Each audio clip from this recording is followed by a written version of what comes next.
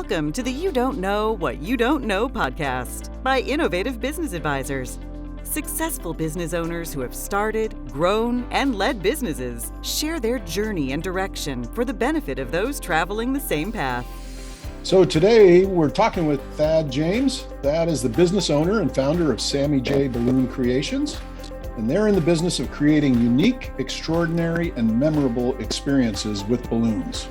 You absolutely must visit their website at sammyjballoons.com and look at their portfolio, events page, and in particular, watch the Balloon Projects video to get a true sense of what these guys do. It is absolutely incredible. And if you're like me, your imagination just isn't big enough to capture what they do. You're going to be amazed. Thad is a balloon artist whose skill is in demand throughout the country, and we are honored to have him today. Welcome, Thad. I've really been looking forward to this. Well, Stephen, thank you for inviting me. I'm looking forward to it. Yeah, my pleasure. So the first thing I got to ask you is, you're Thad. Where did Sammy J come from? Where did Sammy J Balloon Creations come from? It's an interesting story, actually. When I started doing balloons, I was a balloon maker of sculptures, little dogs and swords and things for kids. And I found that small children had a hard time saying Thad. Because when they would come up to me and ask for a balloon, I would ask them, so what's your name? And they'd say Michael or Shelley or whatever. And they'd inevitably say, well, what's your name? Because they wouldn't know who I was. And I would say, my name's Thad. And we'd spend several minutes trying to get them to understand the word Thad. And it was confusing and it wasn't a lot of fun. And it stopped me from making the balloons and entertaining the kids. So I needed to come up with a fun name to be as I made balloons for the kids. And at the time I owned a cat. He was a big black cat. His name was Sam the cat. Yeah. And we nicknamed him Sammy J because my last name is James. So he was part of the family. So his nickname was Sammy J. I thought that was a cute name. So I borrowed the name from the cat. He is long since gone, but I've kept the name. And Sammy J just became a really fun name to be as I made the balloons. So Sammy J is the fun balloon guy. Thad James is the businessman who handles all the phone calls and invoices and bookkeeping. So Sammy J gets to be fun. So the name stuck and the business has grown with that name. So there are still people that are out there that call me Sammy all the time. So I answer to it. I'll be darned. That's incredible. That's incredible. You are the first person I've ever met outside of a carnival or a state fair or something like that did this. And what you do is not in comparison to that experience at all. So I'm curious, how did you get into the business? What was the moment that you said, hey, this is a business. I gotta make a business out of this? I think that came the first time somebody gave me money for it.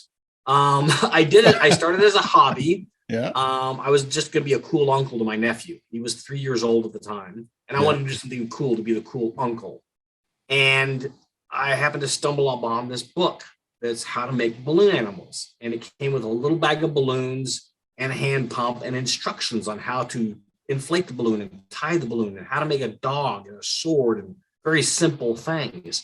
And so I started practicing. And then when I saw my nephew, I made him a sword and a dog and a flower and some simple stuff. He was thrilled. He just ran around the house, just giggling the whole time. But I was really hooked on it. I loved using this strange medium, this air-filled tube of latex to create things that people were amazed by. And my brother and sister-in-law, my nephew's parents, were amazed. They're like, how do you do that with these balloons? Don't they pop? Don't you scared? And so I started doing it more and more. Started working at a flea market for tips.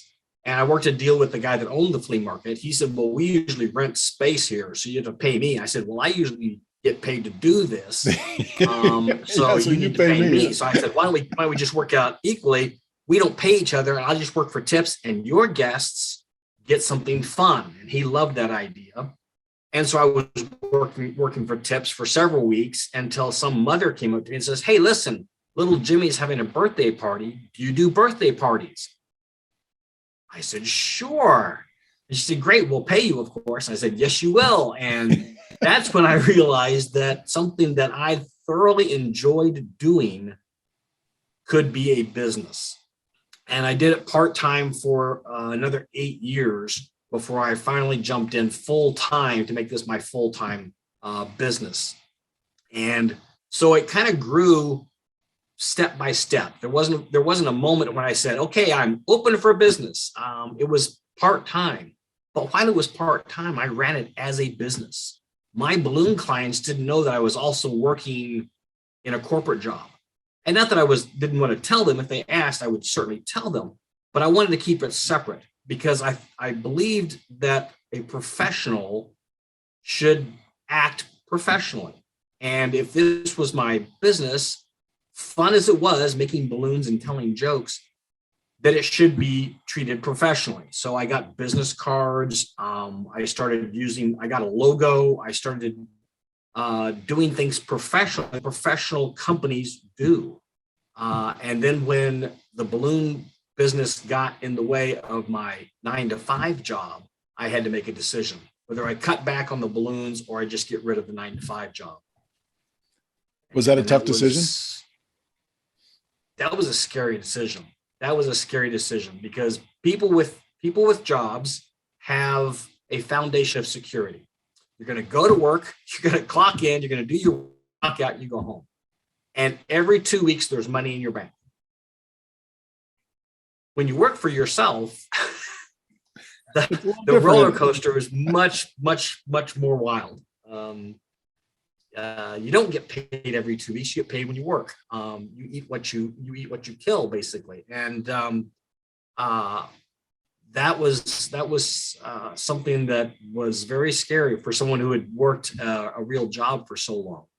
But I had a lot of encouragement from a lot of people that had done this before and spent many years learning from professionals, both balloon professionals and small business owners, how to do this, what you need to do to be successful in the business world. And honestly, I've spent the last 10 or 11 years learning more about how to run a business than I have learning how to make balloons, because I know how to do that. I know where to go to learn that kind of stuff. I know how to follow the trends and learn techniques and that kind of thing.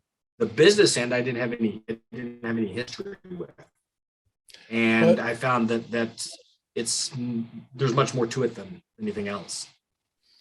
Well, you're in good company. I mean, there's 36 million small businesses out there that were started by people just like you, right? That are what I like to refer to as technical experts in their business, and generally don't have a lot of experience on the basic blocking and tackling of business, right? So, but that's fascinating. But again, I think when people think about balloon creations, maybe I'm just myopic, but I tend to think of like you see at the state fair or the local carnival. We have a little deal in our association every year where we open the pool and open the clubhouse, and there's a guy that comes and sits on his stool and makes simple balloon animals primarily for kids.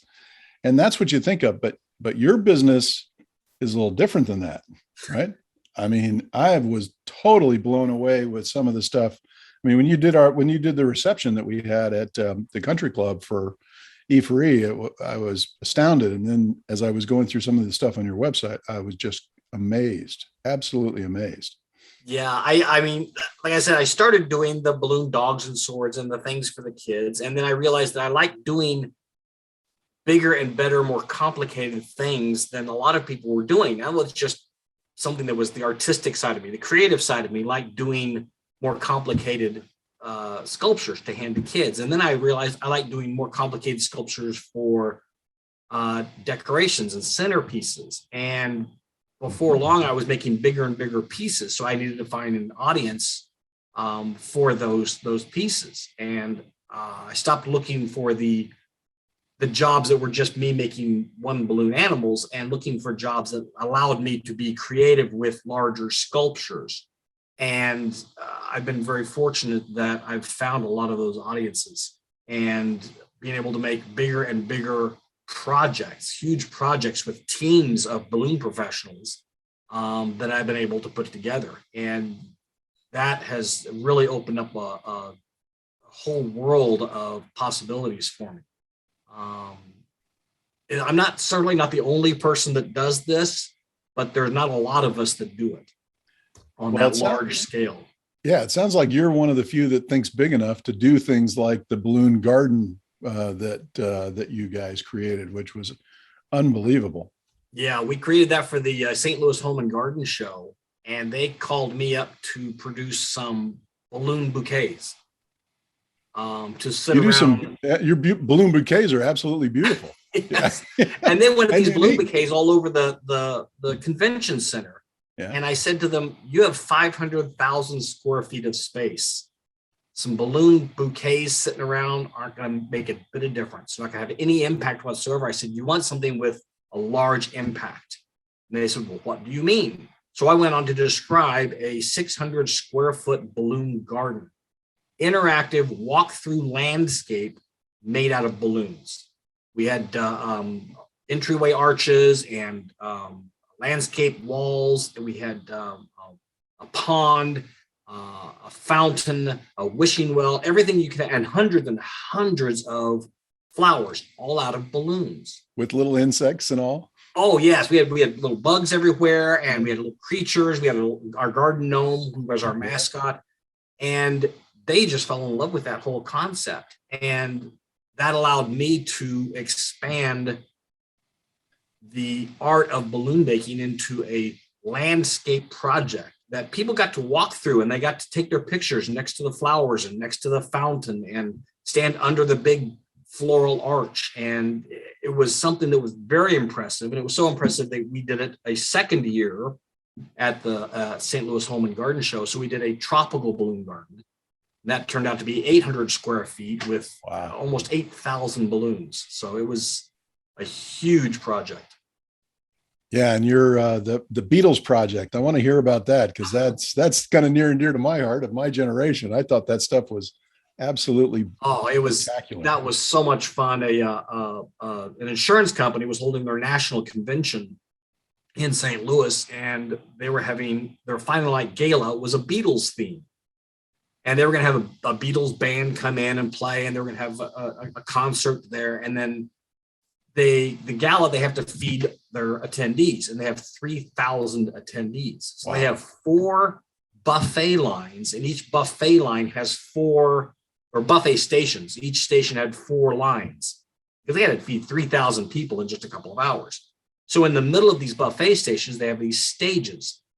And they called me and said, on one of the stages, we want something Beatles themed, all out of balloons.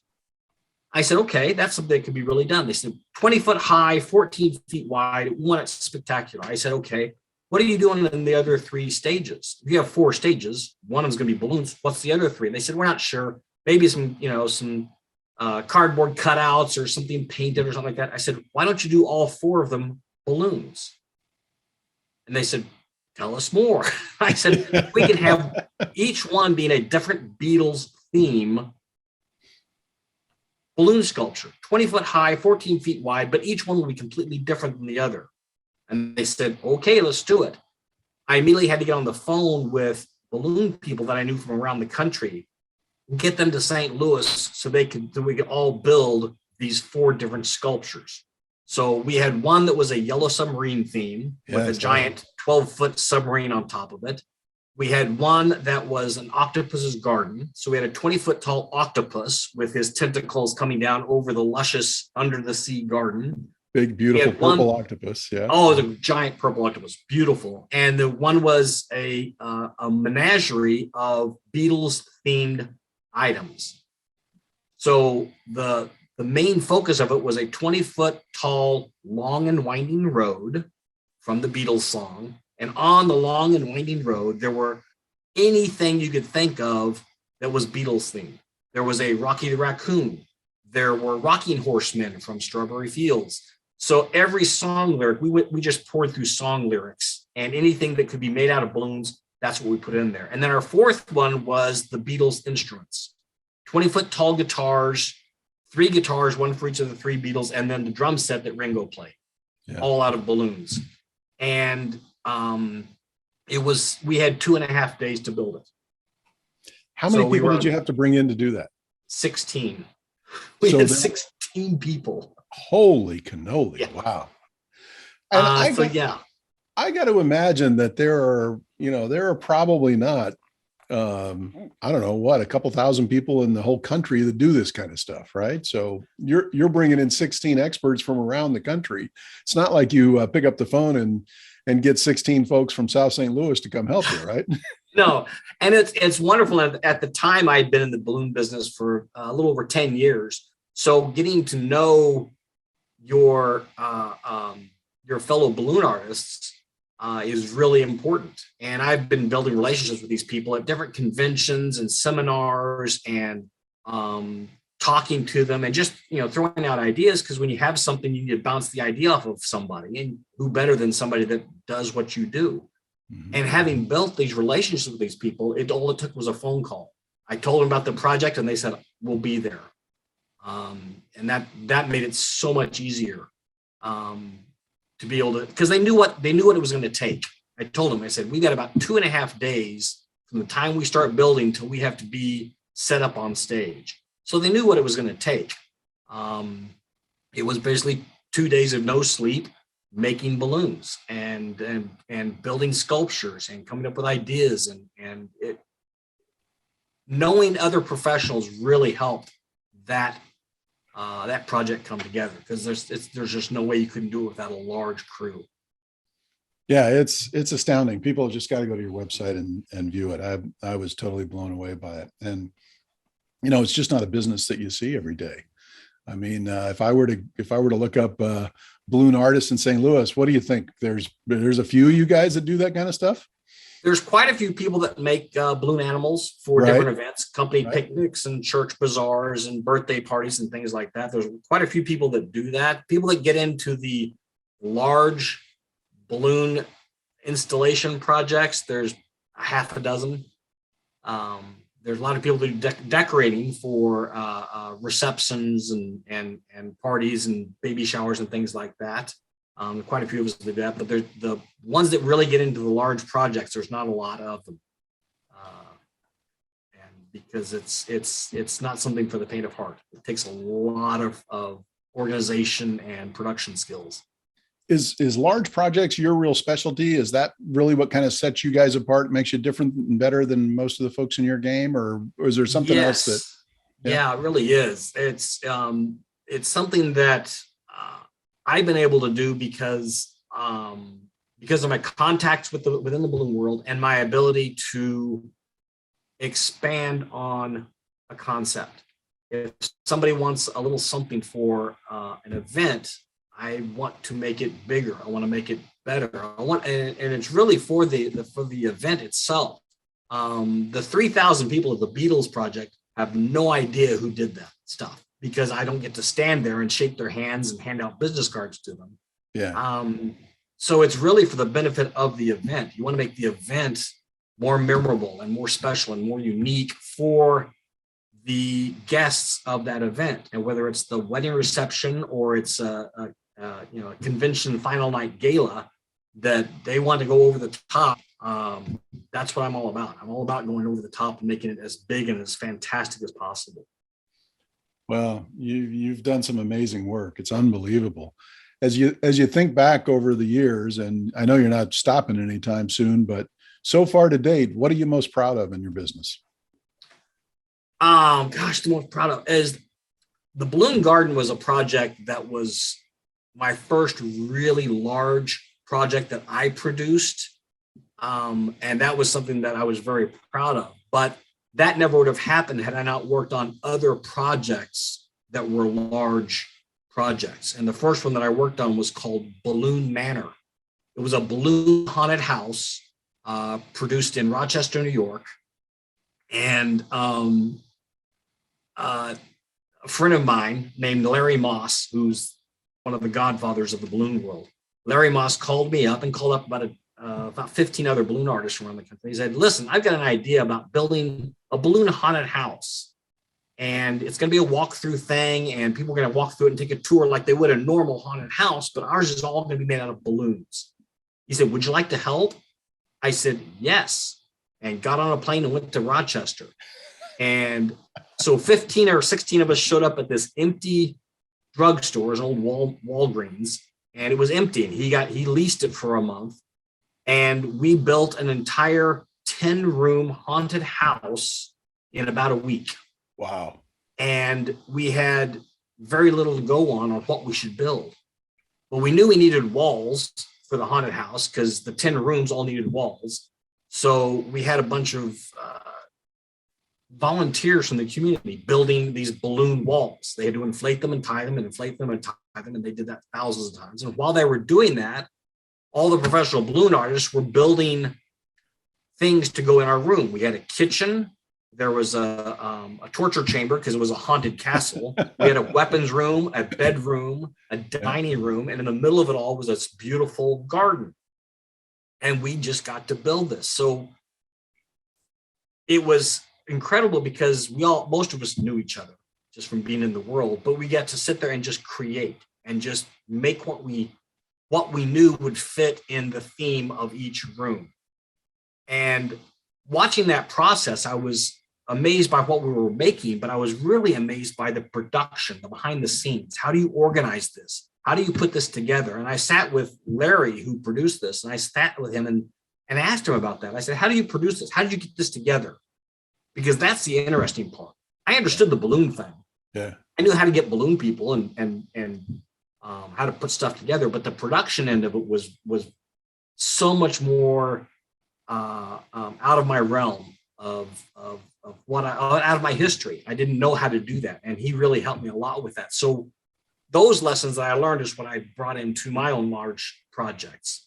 When I did the balloon garden and I did the Beatles projects and other projects too, it really helped me make it a cohesive project that I could sell to a client.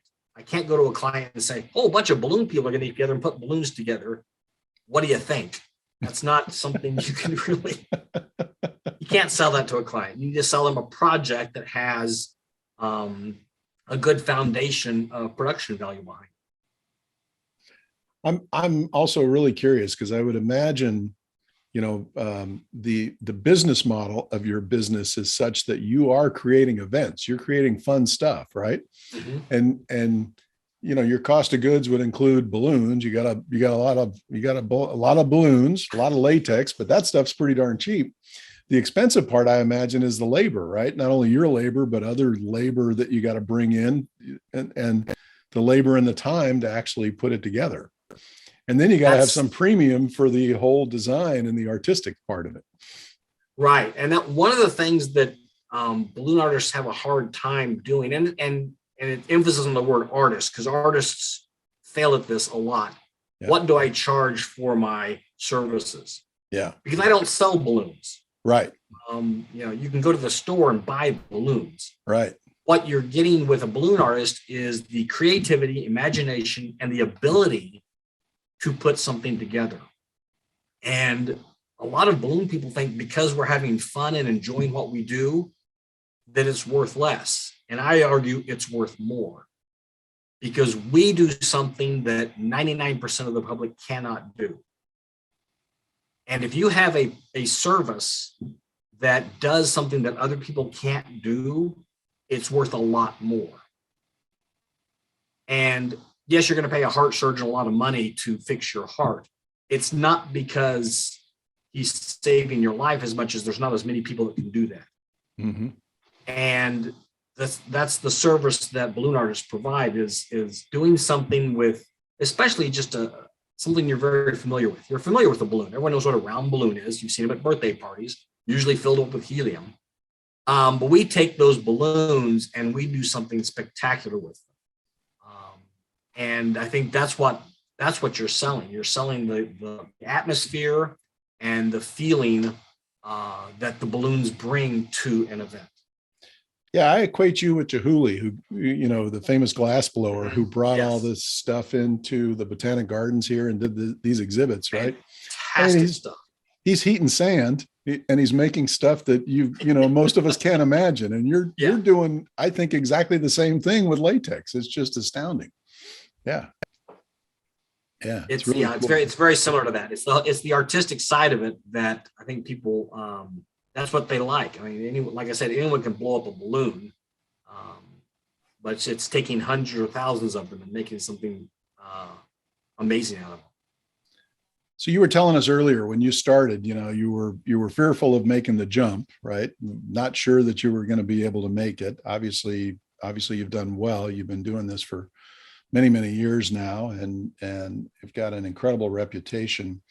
As you think about when you were first starting your business, potentially before the jump or right after the jump, you probably had some challenges to overcome, right? And kind of walk us through, what were some of your early challenges? What were some of the things you kind of had to overcome in the middle years of your business? And now that your business has matured somewhat and you've got a reputation, you have a brand out there, your phone probably rings a lot, I imagine. Your challenges potentially are a little different. Give us a sense of where you started and what you face these days. I think the early challenges were trying to figure out how to price what I was doing, how to charge enough that it was worth my while to go to an event, and not too much to scare people away. And that's when I started finding the term target market started to enter into my phraseology, because there were some events I liked working at and some events I didn't like working at. And there were some venues I preferred and some types of venues I didn't like. So I wanted to weed those out, and I needed to find a way to speak to the clients I wanted and not speak to the clients that I didn't want. Mm-hmm. So early on, it was, what do I charge? How much do I charge for this service that I've got? Realizing that it is a very unique, desirable service. So that makes it worth something. And it needs to be worth enough to make it worth my time to do it. In the mid years, it was really about targeting my marketing to really hone in on the clients that I wanted. When I got a taste for the larger pieces, the larger productions, I really liked going after those types of things. The smaller jobs, I realized that I was pricing myself out of. And once you price yourself out of a market, you don't need to go back there, because one, there's going to be people that fill that void. There are going to be people in your industry that fill that void, whether they're just starting out or that's where they've decided to land. If that's what they want to do, that's wonderful. That's great. I like the fact that there are people out there that do events that I don't want to do, because I can then tell clients, here's who you need to speak to. You need to go to these people. That's not really my realm. There's nothing wrong with it, but I'll be happy to help you get somebody that will help you out. Mm-hmm. And that has really helped out a lot, because a client is much happier if they call me and I say, listen, that's not really in my wheelhouse, but I know someone that can help you out, and I will refer you to someone who I know, I like, and I trust. And that makes for a happy customer. And they may call me back for the next time they need something that's more in my wheelhouse. And even if they don't, at least they're happy. I don't want to tell somebody, no, go away. Go find your own, you're on your own. That's not what they want to hear. And I'd rather turn them away with a suggestion or a referral than just turn them down flat. I think that is a better way to do it. You don't burn bridges, and you just keep people happy. I think that the challenges that I have now are dealing with the ever expansive world of marketing. When I started, we didn't have websites. That was 21 years ago. Wow. There were no websites. There wasn't barely an internet. In fact, the way that balloon people used to talk to each other 20 years ago was via text messages on the computer. We didn't have texting on our phones. We didn't have smartphones. So we had message boards. Yep. And for the younger people, forums and message boards. Go Google message boards and see how we had this. Exactly. We had to speak. And Larry Moss, the person I mentioned earlier with the Balloon Haunted House, actually happened to be a bit of a techie guy, and was on a message board through a university in Rochester. And so he knew about message boards, and he got one set up just for balloon people. So we used to type in questions like, how do you make a frog? And then someone would type in the instructions on how to make a frog. And I equate it to give somebody who's never had shoes before a pair of shoes. Now type out the instructions on how to tie your shoes. Because it's something you do just automatically, but they've never seen a shoelace before. Now teach them how to tie their shoes by typing the instructions. And that's how we used to learn. So that was hard enough as it is. I think today it's even harder because you have so many avenues for marketing.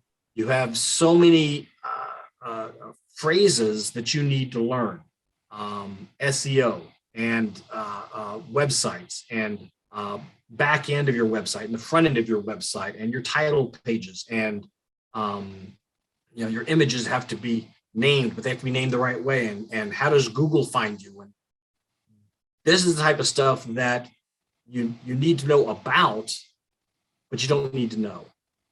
And alliances with people that can help you do those things, I think is the most important thing for small businesses today. You know what your business is. You know that very well. You're running a business doing it. And as you find the best widgets to sell the best widgets to the people that need the widgets, you need people helping you with the website and the marketing and the graphics on your postcard and where does your logo go and what's the best way to place yourself in front of your audience. And there are people that are experts at that. And that's who you need to find to help you, as opposed to trying to doing everything yourself. It's probably the number one mistake I think small businesses do. They try to do everything. And you have to wear a lot of hats, but you don't need to be an expert in all of them. Yeah, I agree. A guy by the name of Dan Sullivan, he and Ben Hardy wrote a book, Who Not How. And it's an amazing concept. We talk about in our business, the business owners being the chief everything officer, and they really need to become the chief executive officer.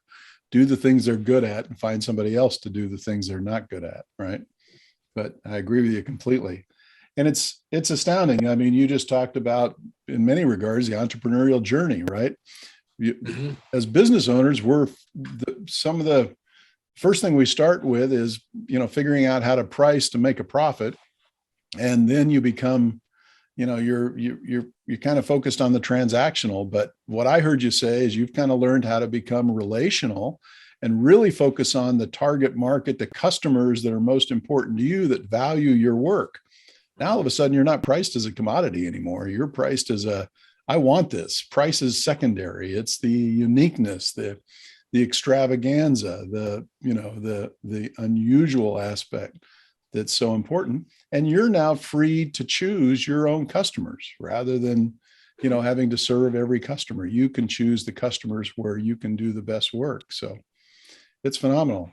And the marketing side used to just be, the biggest decisions were what categories in the yellow page and how big of an ad do you want? How big of an ad do you want? It's true. Yeah.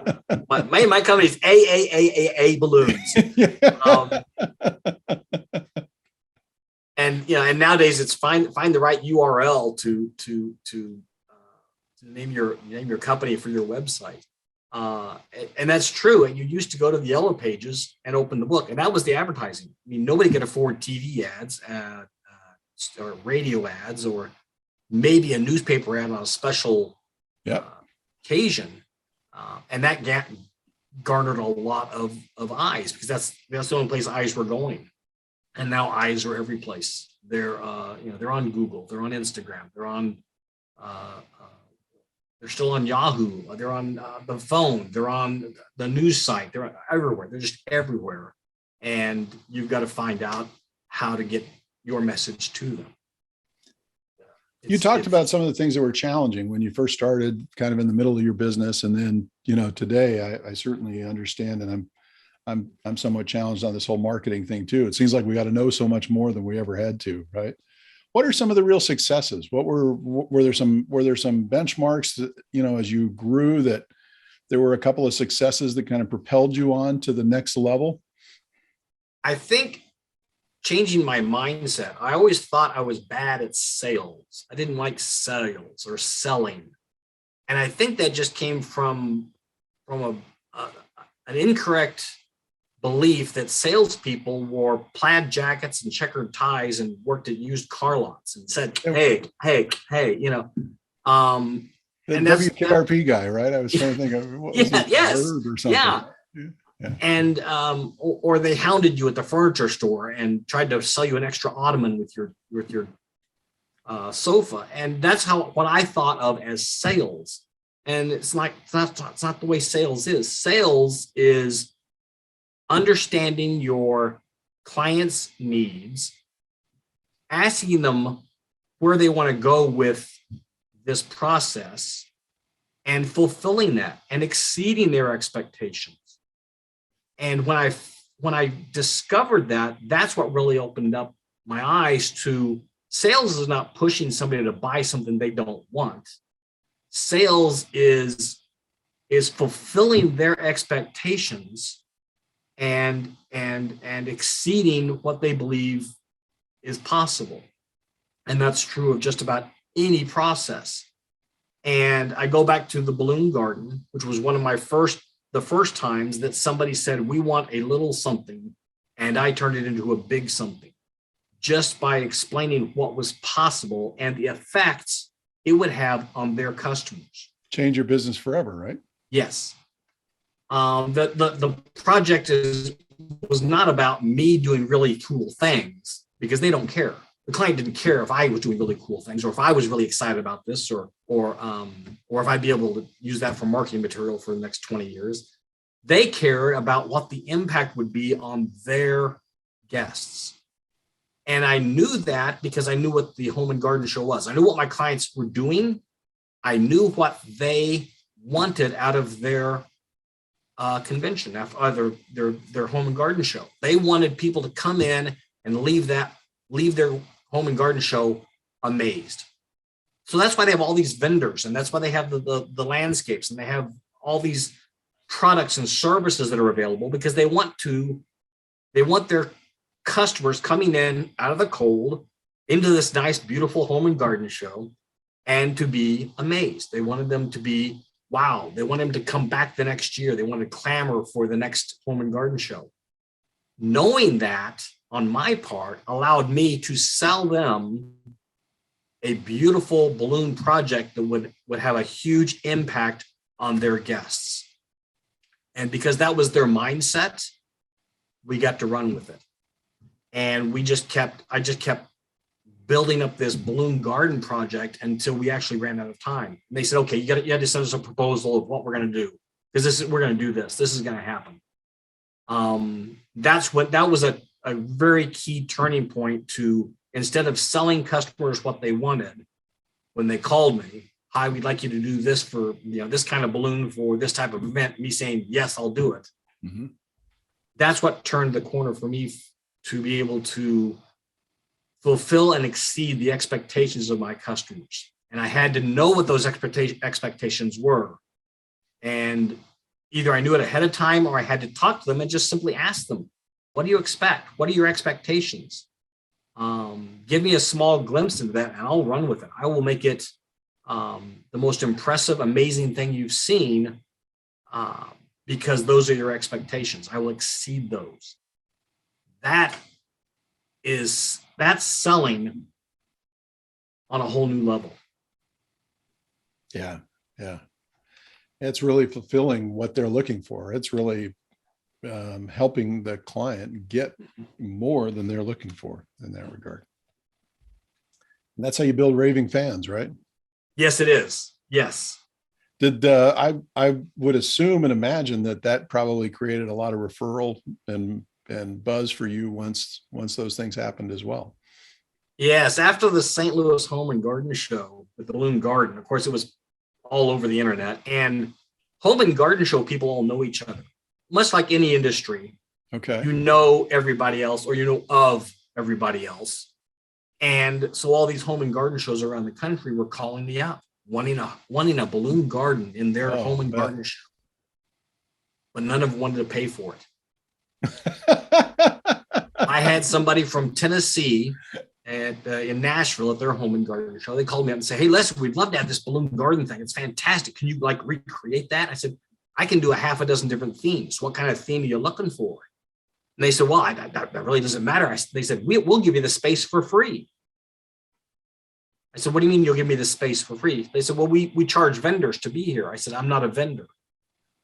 I'm a special feature for your show that's going to drive attendees into your event." Right. I said, "You have to pay for that." They said, "Oh, we don't pay for those things." I don't know how you're going to get somebody to come in and do something like this for free. They said, "Well, it'd be great word of mouth for you." I said, I don't need customers in Nashville. I've got all the customers I can do in St. Louis. Plenty of business in St. Louis area to fulfill me. I'm not going to go to Nashville and do something for free. This is a business, and you need to understand that. And I got easily half a dozen calls from places all over the country that wanted to have this balloon garden thing, but wanted me to do it for free. Mm-hmm. They thought I would just do it for the fun of it, I guess. And that was quite a lesson in understanding that they didn't get it. They didn't get the reason to have this type of project in their home and garden show. And as I was getting a little despondent about that, the St. Louis Home and Garden Show called me back, and that's when they asked me to come back for the second year and do an even bigger balloon garden. They had such an impact with it. And yeah, they got it. They got it all right. Yeah. And then the Tulsa Home Builders Association called me, and they said they would be more than happy to pay for me to come down and do a balloon garden at the Tulsa Home and Garden Show. So we were center space in their convention center, and wow. They got it big time and loved it and promoted it and sold it and put me on their morning news programs, and I did lots of interviews promoting the balloon garden at the Home and Garden Show. And people came by just to see this balloon garden. And that's the enticement. Get people to come in to see this amazing balloon garden, and they'll stay and watch and go walk around to your vendors, because nobody wants to say, "Hey, we've got a vendor that has topsoil." Well, of course you got topsoil. It's a home and garden show. You've also got the roofing people, and you've got the people that'll do your greenhouse in the backyard. That's just expected at the home and garden show. You'd be disappointed if you didn't have somebody selling shovels. Yep. But that's not a special feature. And so I learned a lot about language with the balloon garden, with the home and garden shows, is that you speak to them as you are a feature presentation. This is something to drive attendees to your event. And it's code words for, you have to pay me because this is my business, but the benefit to you is going to be an increase in traffic for your paid vendors, and your paid vendors are going to be happy because there's more people going to their booths and asking about their products. Yeah, we've been talking a lot about those because I think they're just spectacular. People can't even imagine. They've got to go to your site and look at them, and I think it's astounding. But what's your bread and butter? You got to have some bread and butter business that you do, I would imagine, Monday through Friday, if you will. So what's kind of the normal course of your business outside of these large extravagant events? I mostly work with event planners, yeah, and corporate functions. Okay. So an event planner is putting together either a wedding shower or a baby shower or a wedding reception, yep, or some large private party. Yep. And they want something unique. They want something different. Event planners want clients that have a bit of imagination. Yep. They don't want the same old. They don't want something standard. They want something different.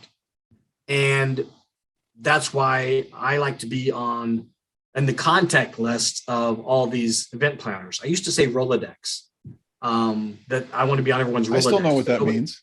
Nobody knows what a Rolodex is either. So I like to be on the contact list. Talk to his gray hair guys about that. So I like to be on the contact list of event planners. And I explained to the event planners when I meet them, I said, I want to do unique, different things that will push the boundaries of a phenomenal event. And if that's what you want, then I'm the one to call for that. So I deal a lot with event planners. And in the corporate functions, when they're having employee appreciation, or they're having some sort of awards banquet. A lot of companies have awards banquets, mostly for salespeople because they met their sales goals. But if they want something unique and themed and something that really stands out, then that's when I want to talk to them. And those are my main bread and butters right there. Are the clients that have an imagination and have a little bit of creativity. Awesome. Well, that's amazing. You've built an amazing business. How many years total have you been in business now? Was it 21? 21 years now. Yes. Yeah. My nephew's 24. That's how I keep track of how long I've been in business. However old he is, -3. Are you still the cool nephew or the cool uncle? Cool. I am the cool uncle. Yes. Yeah. They don't do balloons anymore. They haven't liked balloons for years.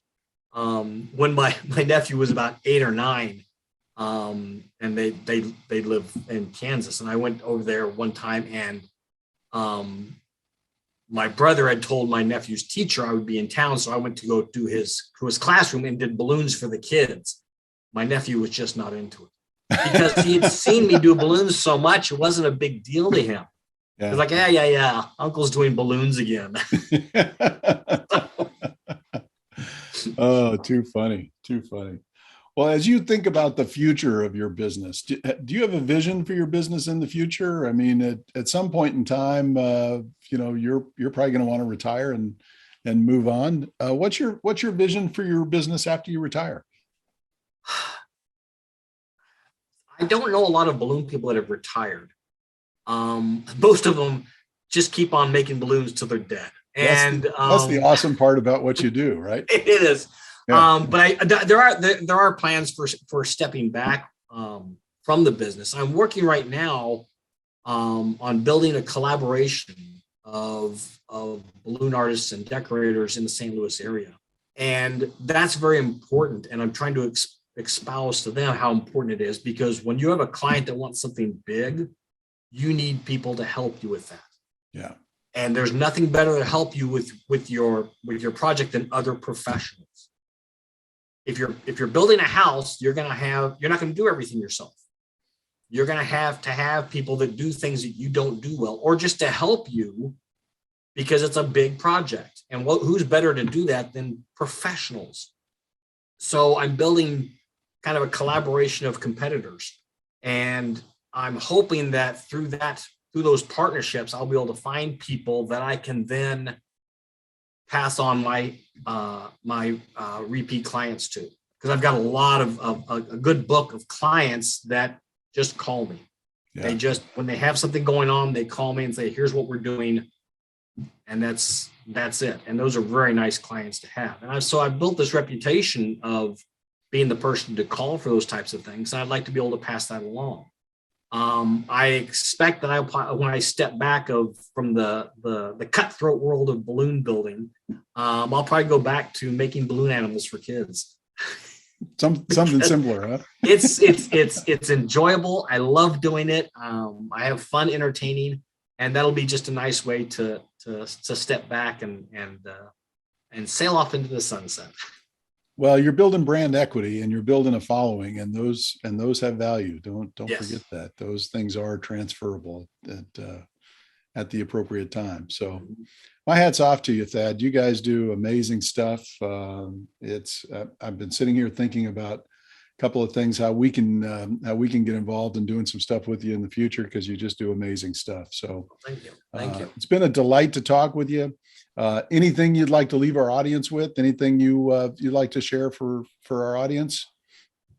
Gosh, no, I don't think there's anything else. Well, I would say if you want to do something really unique and special for your business, for your team members, for your customers, and you need a fresh set of eyes to help you think outside of the box, call Sammy J Balloon Creations. These guys are amazing, and we'll have all your contact information here at the end of the show. So, Thad, it's an honor to be with you. Thank you very much for your time today. We wish you all the best, and we'll see you in the near future. Absolutely. Thank you very much for inviting me. I appreciate it. It was a lot of fun. My pleasure. Thanks.